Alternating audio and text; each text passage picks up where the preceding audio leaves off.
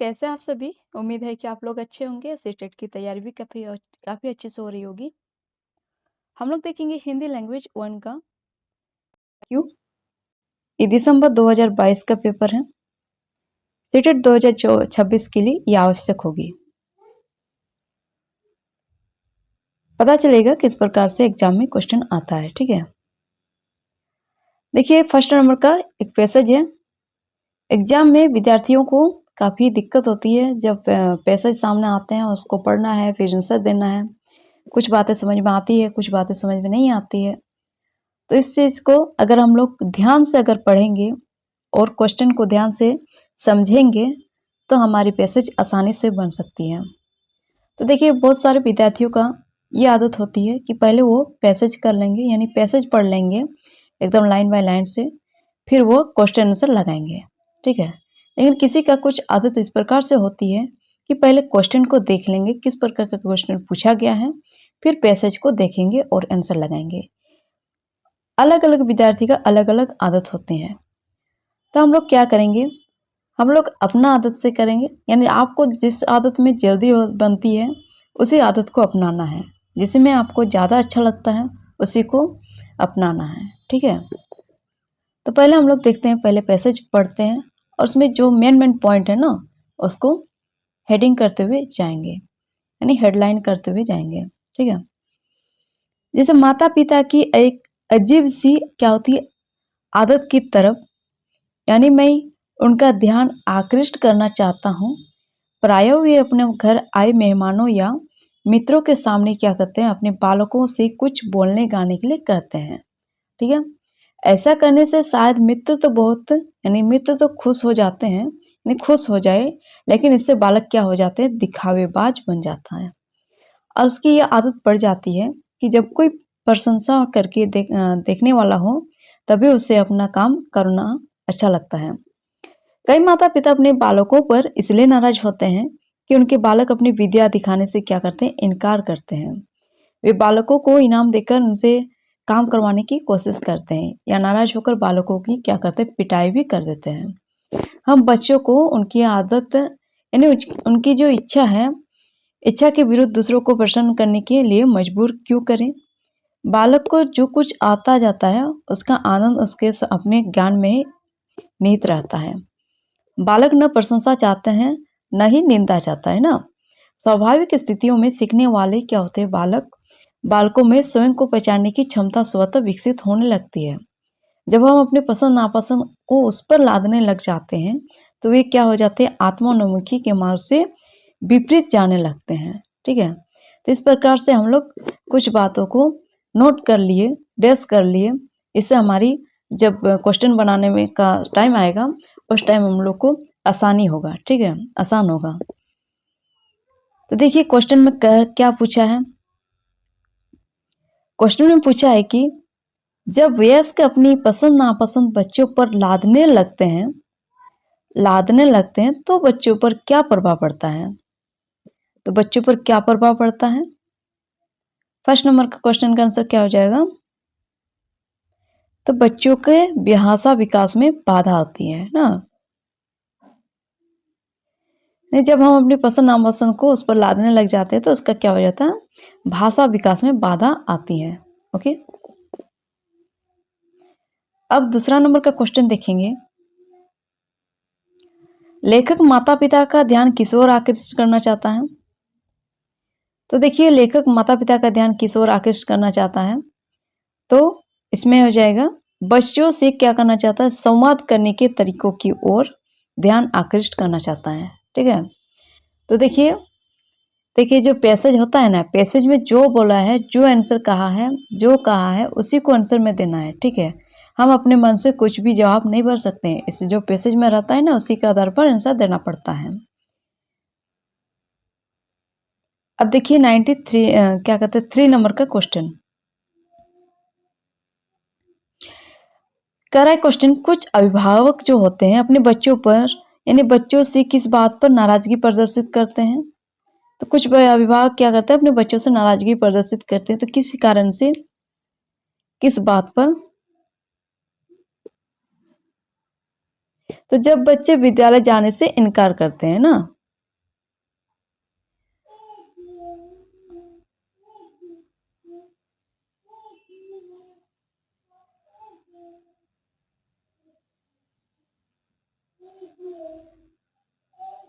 अब 4 नंबर का देखेंगे, लेखकों ने अभिभावकों से क्या प्रश्न किया है? तो लेखकों ने अभिभावक से उनकी इच्छा के विरुद्ध उन्हें खेलने के लिए क्यों कहा जाए? तो उसका जब इच्छा नहीं है तो उसके इच्छा के विरुद्ध उन्हें खेलने के लिए क्यों कहा जाए, इस तरह का क्वेश्चन किया है।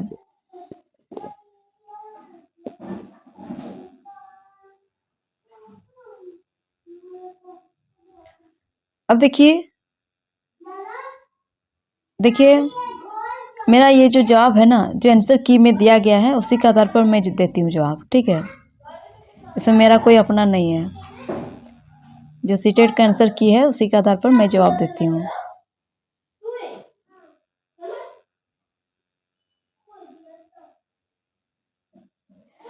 अब देखेंगे क्वेश्चन, स्वाभाविक स्थितियों में सीखने वाले बालकों में स्वयं को पहचानने की क्षमता स्वतः विकसित होने लगती है।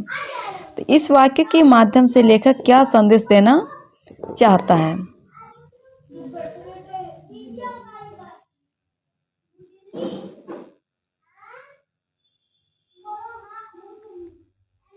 तो 5 नंबर का क्या आंसर हो जाएगा?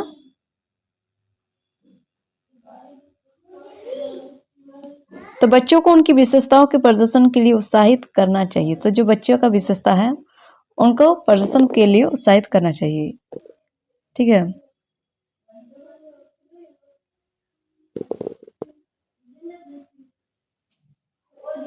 उसका जो बच्चों का विशेषता है उन्हें स्वयं के द्वारा प्रदर्शन करने के लिए उत्साहित करना चाहिए, ठीक है।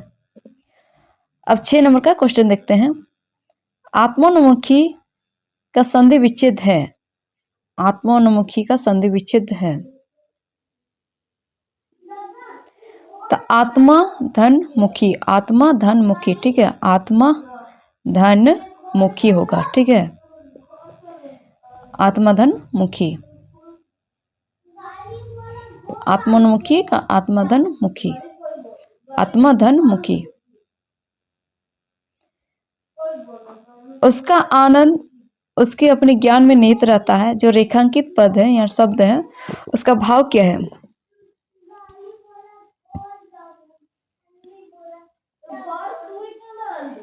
क्या हो जाएगा आंसर?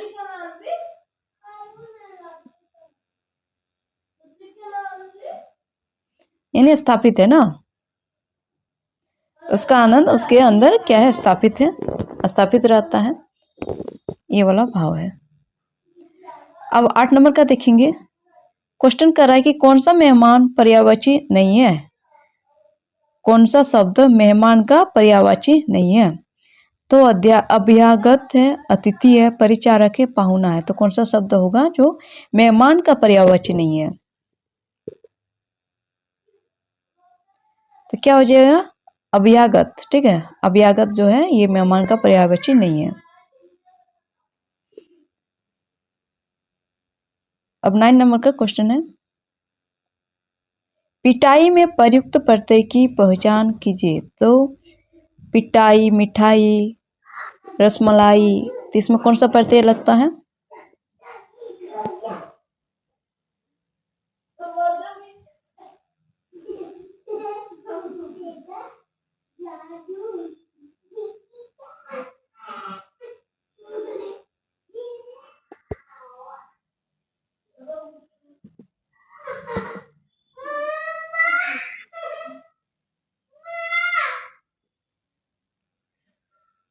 ई प्रत्यय है ना।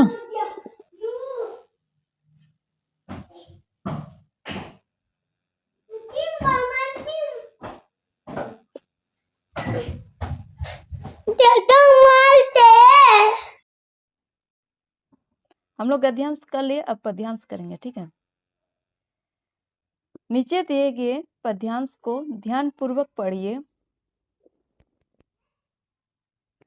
इसके बाद क्या करना है, जो पूछे गए प्रश्न है उसको सही यानी सबसे उपयुक्त विकल्प का चयन करना है। द्वीप हैं हम, यह नहीं है साफ, यह अपनी नियति है, हम नदी के पुत्र हैं, बैठे नदी की क्रोड में, यह वृहत भूखंड से हमको मिलाती है और वह भूखंड अपना भीतर है। नदी बहती चलो, भूखंड से जो दाएं हमको मिला है, मिलता रहा है। मांझते संस्कार देती चलो, यदि ऐसा कभी हो तुम्हारे आह्लाद से या दूसरों के किसी स्वेराचार से, अतिचार से तुम बढ़ो पलावन, तुम्हारा घर घराता उठे। तो हमें स्वीकार है वो भी उसी में रेत होकर, फिर छनेंगे हम, जमेंगे हम, कहीं फिर क्या करेंगे, पैर टेकेंगे। तो ये पद्यांश है, इसको अच्छे से पढ़ लिए। इसके बाद हम लोग क्या करेंगे, इसका क्वेश्चन आंसर करेंगे, ठीक है। इसका सवाल जवाब करेंगे। तो द्वीप ने स्वयं को किस रूप में स्वीकार किया है? तो द्वीप ने स्वयं को किस रूप में स्वीकार किया है?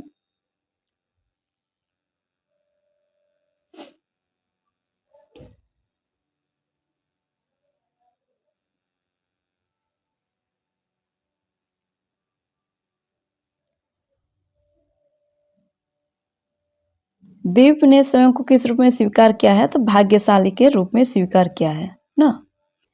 हम लोग देखेंगे फिर दूसरा वाला पैसेज का। इस वाक्यांश यानी इस काव्यांश में द्वीप किसका प्रतीक है? इस जो काव्यांश है ना, द्वीप किसका प्रतीक है?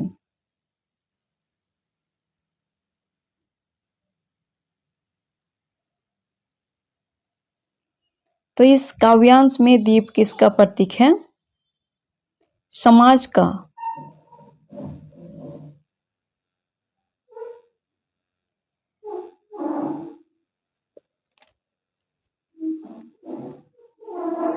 देखिए किस पंक्ति से संकेत मिलता है कि द्वीप नई नई संभावना के प्रति आश्वस्त है।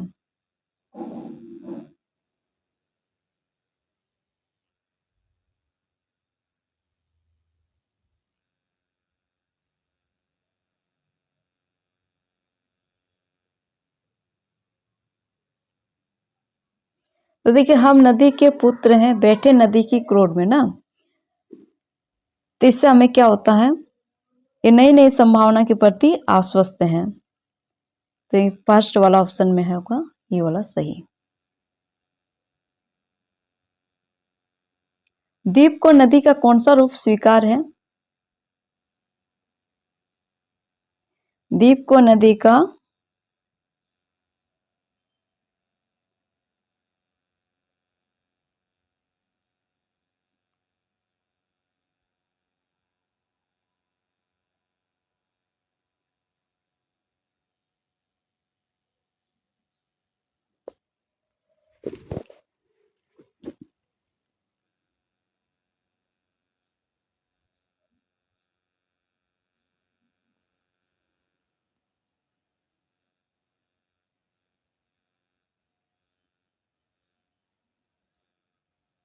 द्वीप को नदी का मां का रूप स्वीकार है।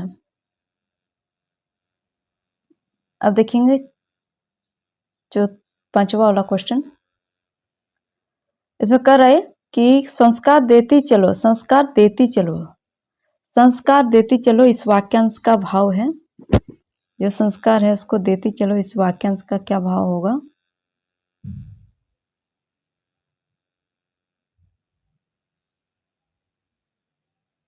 तो क्या हो जाएगा, उपदेश देना ना।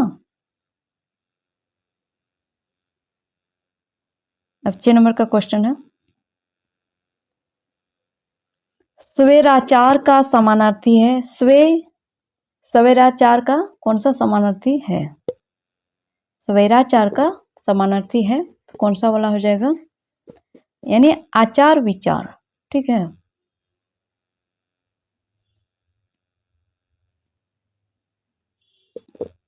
अब हम लोग का आ गया हिंदी का पेडागोजी क्वेश्चन। क्वेश्चन में कह रहा है कि रमा कक्षा में वाक्य भेद पढ़ रही है। क्या कर रही है? रमा कक्षा में वाक्य भेद पढ़ा रही है, ठीक है। वो सबसे पहले वाक्य के विभिन्न भागों की क्या करती है, व्याख्या करती है। हाँ, इसके बाद वो क्या करती है, समझाती है। फिर क्या करते, किस तरह से भिन्न भिन्न शब्द मिलकर एक समग्र वाक्य बनाते हैं, यानी रमा किस सिद्धांत का अनुसरण कर रही है। तो क्या कर रही है रमा है रमा कक्षा में क्या कर रही है, एक वाक्य भेद पढ़ा रही है और सबसे पहले वाक्य के विभिन्न भागों की क्या करती है, व्याख्या करती है। जो वाक्य है ना पहले वह उसको व्याख्या करती है, इसके बाद क्या करती है वो समझाती है, फिर क्या करती है भिन्न भिन्न जो शब्द है मिलाकर यानी मिलकर एक समग्र वाक्य बनाते हैं। और जो रमा है ना किस सिद्धांत का अनुसरण करती है, तो ज्ञात से अज्ञात की ओर। ठीक है,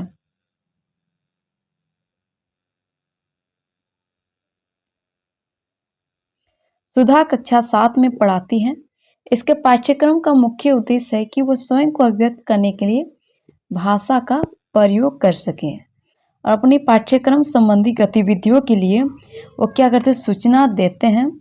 इसके बाद सहमति प्रकट करने, माफी मांगने, निवेदन करने, विश्वास दिलाने जैसी क्रियाओं पर आधार संवाद सृजित करती है। ठीक है, वो किस तरह के पाठ्यक्रम का अनुसरण कर रही है,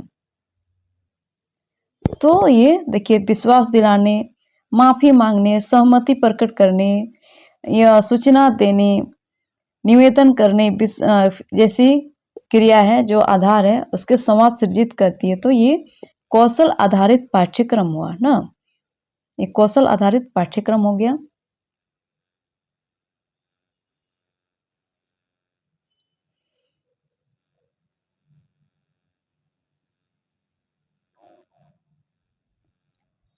तो तीसरा नंबर का क्वेश्चन देख रहे हैं कि निम्नलिखित में से कौन से व्याकरण अनुवाद विधि की विशेषता नहीं है। तो देखिए व्याकरण निर्धारित तरीके से पढ़ाई जाती है या व्याकरण नियमों के प्रस्तुतिकरण के माध्यम से पढ़ाई जाती है या फिर वाक्यों के अनुवाद को प्रोत्साहित नहीं किया जाता है या फिर द्विभाषा शब्द सूची के माध्यम से शब्द भंडारा यानी शब्द भंडार सिखाया जाता है। द्विभाषा शब्द सूची के माध्यम से क्या करेंगे, शब्द भंडार सिखाया जाता है। तो इसमें क्या पूछा है, विशेषता नहीं है। ठीक है, विशेषता नहीं वाला शब्द पूछा है, तो कौन सा वाला होगा, क्या हो जाएगा, व्याकरण। व्याकरण के जो व्याकरण नियमों के प्रस्तुतिकरण के माध्यम से पढ़ाई जाती है, जो व्याकरण है ना उसके नियमों के प्रस्तुतिकरण के माध्यम से पढ़ाई जाती है। अब हम लोग देखेंगे आगे चौथा नंबर का, निम्नलिखित में से संप्रेषणात्मक शिक्षण की विशेषता है। अवधारणाओं या स्थितियों के शिक्षण का कोई व्यवस्थित प्रारूप नहीं है। दूसरा में कह रहा है कि इस विधि में समस्या समाधान गतिविधियां केंद्र में नहीं है। तीसरा में कह रहा है कि अध्यापक बच्चों से बच्चों की ही तरह बात करते हैं और चौथा में कह रहा है कि इस विधि में व्याकरणिक दक्षताओं पर ध्यान नहीं दिया जाता है। तो क्या वाला, कौन सा वाला हो जाएगा,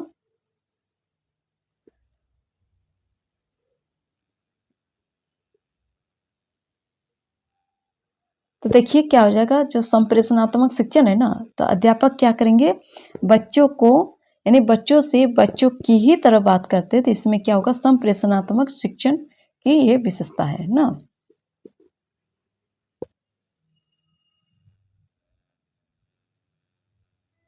ये 5 नंबर का क्वेश्चन देख रहे हैं, निम्नलिखित में से कौन सी श्रव्य भाषिक विधि की विशेषता नहीं है। तो भाषा का प्रत्येक तत्व पृथक पृथक रूप से पढ़ाया जाता है। ये मुख्य रूप से पठन और वाचन पर केंद्रित है। तीसरा में कह रहा है कि मुख्य रूप से श्रवण और वाचन पर केंद्रित है। चौथा में कह रहा है कि इसमें प्रतिरूपों की बहुत अधिक ड्रिल करवाई जाती है। तो कौन सा वाला ऑप्शन सही हो जाएगा,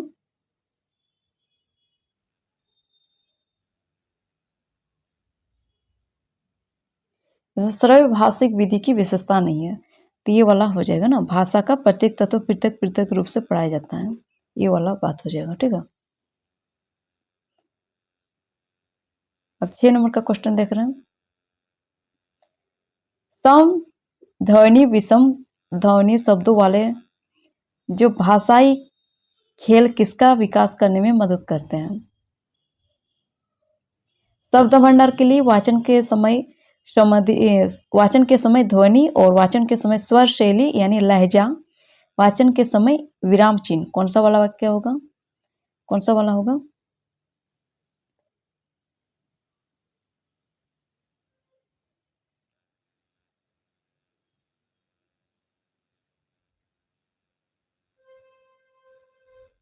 क्या हो जाएगा, वाचन के समय ध्वनि, ऑप्शन नंबर 2 सही होगा ना। अब देखेंगे 7 नंबर का क्वेश्चन। लक्ष्य दृश्यात्मक शब्द विद्यार्थियों की किसमें मदद नहीं करेंगे? जो लक्ष्य दृश्यात्मक शब्द है वो विद्यार्थियों की किसमें मदद नहीं करेंगे? तो लक्ष्य दृश्यात्मक शब्द नए पाठकों में आत्मविश्वास पैदा करते हैं। फिर कह रहा है कि बच्चों को अधिक कठिन शब्दों को समझने के लिए अधिक प्रयास नहीं करना चाहिए। और तीसरा कह रहा है कि लक्ष्य दृश्यात्मक शब्द अच्छी तरह से पठन के लिए संकेत देते हैं। चौथा कह रहा है कि लक्ष्य जो है दृश्यात्मक शब्दों का अर्थ समझने के लिए संकेत देते हैं। कौन सा वाला ऑप्शन हो जाएगा?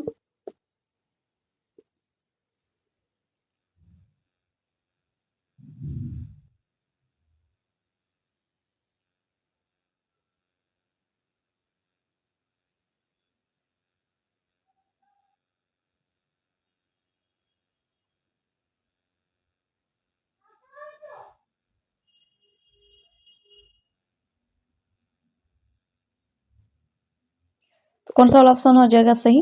दूसरा वाला ना। बच्चों को अधिक कठिन शब्दों को समझने के लिए अधिक प्रयास नहीं करना चाहिए, ये वाला बात गलत है और पूछा ही गलत वाला है ना। लक्ष्य दिशात्मक शब्द विद्यार्थियों की किसमें मदद नहीं करेंगे? तो बच्चों को अधिक कठिन शब्दों को समझने के लिए अधिक प्रयास नहीं करना चाहिए, ये वाली बात गलत है, क्योंकि प्रयास तो करनी चाहिए ना, तभी तो सीख पाएंगे। देखिए सुधा अपने विद्यार्थियों में, ये कितना नंबर है? 8 नंबर ना। सुधा अपने विद्यार्थियों में बारीकी से पठन का कौशल विकसित करना चाहती है, कौन सी गतिविधि सबसे अच्छी रहेगी? पहला कह रहा है कि एक समान विषय पर कविताओं की खोज, दूसरा कह रहा है कि शब्दों में शब्द की खोज, तीसरा में कह रहा है कि पत्रिका में किसी पते यानी स्थान की खोज, चौथा में कह रहा है कि एक समान विषय वाली कहानियों की खोज। तो कौन सा वाला ऑप्शन हो जाएगा?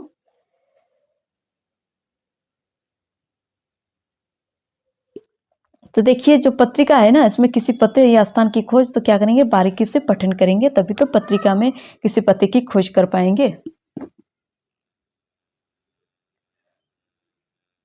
अब हम लोग देखेंगे 9 नंबर का क्वेश्चन। इसमें मुहावरे, लोकोक्तियों, वाक्य रचनाओं का ज्ञान विद्यार्थियों की किस बात में मदद नहीं करेगा?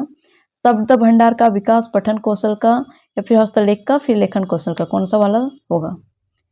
तो देखिए मुहावरा और लोकोक्ति वाक्य रचनाओं का ज्ञान विद्यार्थियों को किस बात में मदद नहीं करेगा? तो ये लेखन कौशल में, लेखन कौशल के लिए मदद नहीं करेगा। ठीक है।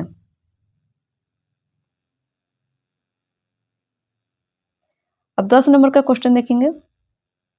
कक्षा में नाटक के प्रयोग के समय, जो कक्षा है ना उसमें नाटक के प्रयोग के संबंध में कौन सा सही नहीं है? तो फर्स्ट ऑप्शन में कह रहा है कि नाटक का प्रयोग केवल बड़े विद्यार्थियों के लिए किया जाता है, ये क्या बात है? अब देखेंगे नाटकों का प्रयोग करके विभिन्न स्तरों पर विद्यार्थियों के पठन, लेखन, श्रवण और वाचन का विकास किया जा सकता है, ये तो सही है। तीसरा में कह रहा है कि नाटक पर एक साथ कई भाषा दक्षताओं में विकास में मदद करते हैं, ये वाला बात भी सही है। और चौथा में कह रहा है कि नाटक विद्यार्थियों के लिए कभी भी उबाऊ नहीं होती, ये वाला बात भी सही है। तो इसमें पूछा ही गलत वाला है, तो इसमें कौन सा वाला हो जाएगा? तो नाटक का प्रयोग केवल, जो केवल वाला है ना, ये वाला गलत है, पूछा ही गलत है, यानी नहीं वाला पूछा है ना, इसलिए फर्स्ट वाला ऑप्शन सही होगा। यानी नाटक का प्रयोग केवल बड़े विद्यार्थियों के लिए किया जाता है, ये वाली बात नहीं होगा ना। अब 11 नंबर का क्वेश्चन देखेंगे। भाषा की कक्षा में सूचना संप्रेषण तकनीकी का प्रयोग किसमें मदद करता है? तो विद्यार्थियों के बीच अंतरों को और अधिक बढ़ाने में, प्रमाणिक सामग्री तक पहुंच यानी सहज पहुंच यानी प्राप्ति, और तीसरा में कह रहा है कि विद्यार्थियों में प्रतियोगिता के भाव को और अधिक बढ़ाने में, और चौथा में कह रहा है कि विद्यार्थियों को रोजगार देने में। तो कौन सा वाला ऑप्शन सही हो जाएगा? इसमें विद्या क्या है? शिक्षार्थियों के बीच अंतरों को और अधिक बढ़ाने में, यानी भाषा की कक्षा में सूचना संप्रेषण तकनीक का प्रयोग शिक्षार्थियों के बीच अंतरों को और अधिक बढ़ाने में है। ठीक है।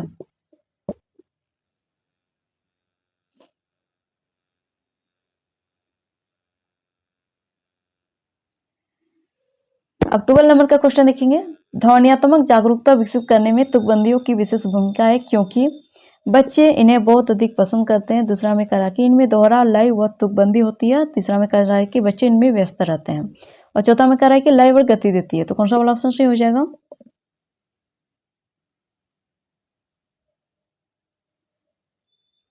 तो देखिए जो ध्वन्यात्मक है ना, जो जागरूक है इसको विकसित करने में तुकबंदियों की क्या विशेष भूमिका है। तो इसमें क्या होता है, इनमें दोहरा होता है, इसमें लय होता है, उसमें तुकबंदी होती है। तो ये दूसरा वाला ऑप्शन सही हो जाएगा। ठीक, अब 118 क्या कहते हैं, 13 नंबर का क्वेश्चन ना, क्लोज परीक्षण किसका आकलन करते हैं। जो क्लोज परीक्षण है ना, ये किसका आकलन करते हैं, तो पठन बोध का। ठीक है, पठन बोध का हो जाएगा आंसर, यानी श्रवण बोध का भी नहीं होगा, पठन बोध का आंसर होगा। और वाचन कौशल, विश्लेषण कौशल, ये सब नहीं होगा, लेकिन 2 वाला ऑप्शन सही होगा।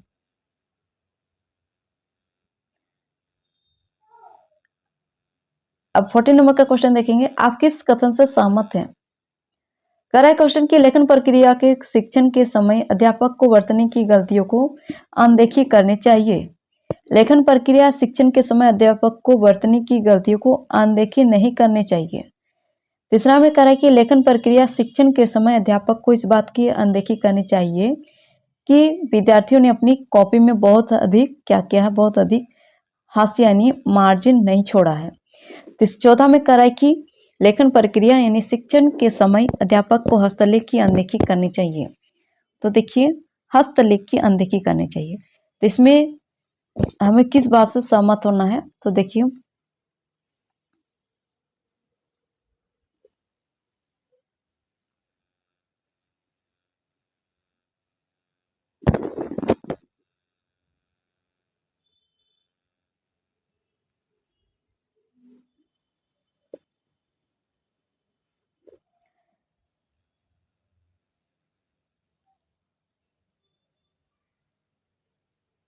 तो देखिए इसका ऑप्शन क्या हो जाएगा, तीसरा वाला ऑप्शन सही हो जाएगा ना।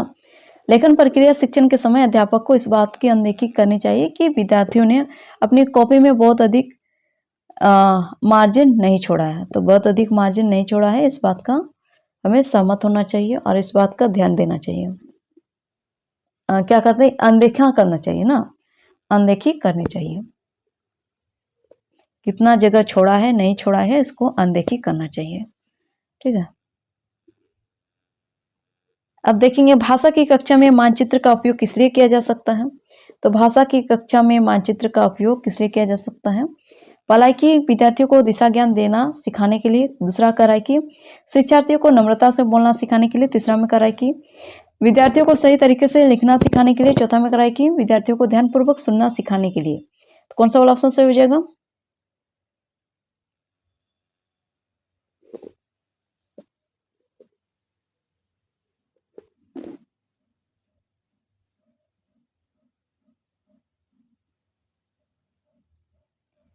तो इसका हो जाएगा विद्यार्थियों को सही तरीके से लिखना सिखाने के लिए। ठीक है,